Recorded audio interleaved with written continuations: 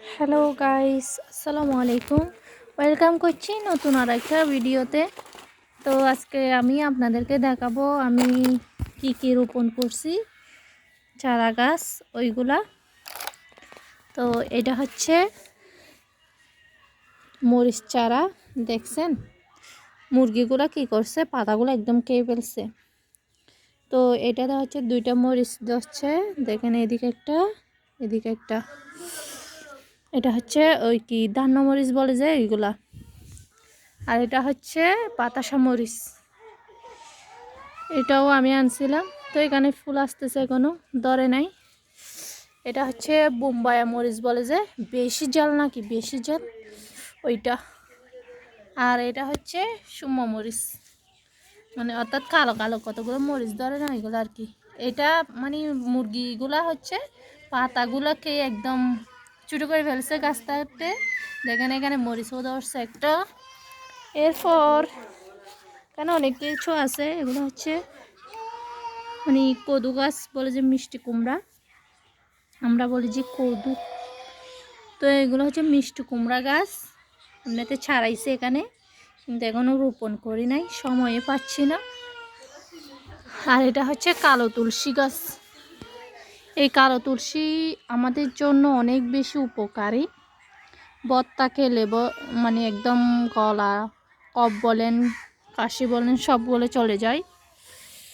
এটা হচ্ছে এগুলা পাতাগুলোর নাম জানি না, এগুলোকে আমরা বিস্কিট পাতা বলতাম, খেলতাম এগুলা দিয়ে। তো এগুলো এমনিতে নিজে নিজে উঠে, মানে এগুলা রোপণ করতে হয় না। তো এগুলো আমাদের চুলের জন্য অনেক উপকারী। আগে এগুলো ছিঁড়ে ফেলতাম, তুলে ফেলে দিতাম, কিন্তু এখন ফেলি না, কারণ সময় পেলে এগুলার রসগুলো নিয়ে মাথায় দিতে পারবো। এরপর মরিচ চারা অনেকগুলো রোপণ করছি এমনিতে, এগুলা মুরগিগুলা খেয়ে খেয়ে একদম নষ্ট করে ফেলছে, হয় নাই। এগুলো হচ্ছে তানকুনি পাতা, অনেকগুলো আছে তানকুনি পাতা। এখান থেকে অল্প অল্প করে নিয়ে আমি ভর্তা বানাই, তারপর খাই। দেখছেন এখানে অনেকগুলো আছে তানকুনি পাতা। এটাই হচ্ছে মরিচ চারা। এটা হচ্ছে সাদা তুলসী, সাদা তুলসী থেকে নাকি কালো তুলসী বেশি ভালো। তো কালো তুলসীও আছে, সাদা তুলসীও আছে। এদিকে হচ্ছে তানকুনি পাতা আছে, তানকুনি পাতার ভর্তা তো সেই মজা সেই মজা। হচ্ছে অনেকে কি পাতা নামে চিনে এগুলা, কিন্তু আমি নামটা ভুলে গেছি, তার জন্য বলতে পারতেছি না। আমরা বলি যে হচ্ছে বিস্কিট পাতা।